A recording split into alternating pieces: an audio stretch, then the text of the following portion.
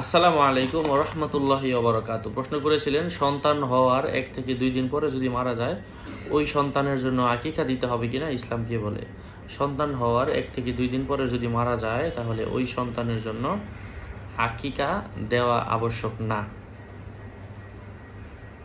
আকিকা দেওয়ার ক্ষেত্রে সন্তান ভূমিষ্ঠ হওয়ার 7 দিন পরে তার মাথার চুল চেঁচে যে পরিমাণ চুল হবে ওই পরিমাণ স্বর্ণ মুদ্রা, টাকা, স্বর্ণ, তারপর হচ্ছে অথবা চাল অথবা গম, যার যে সামর্থ্য আছে সেই অনুযায়ী মেপে মানে চুলের সমপরিমাণ জিনিসপত্র আপনি দান করতে পারেন। এবং মেয়ে হলে একটা খাসি, ছেলে হলে 2টা খাসি দিতে পারেন।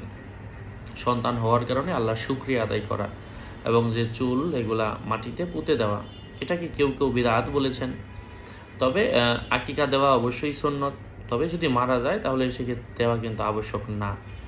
আল্লাহ পাক আমাদেরকে বোঝার তৌফিক দান করেন। আরো আপডেট পেতে সাথেই থাকবেন। আসসালামু আলাইকুম ওয়া রাহমাতুল্লাহ।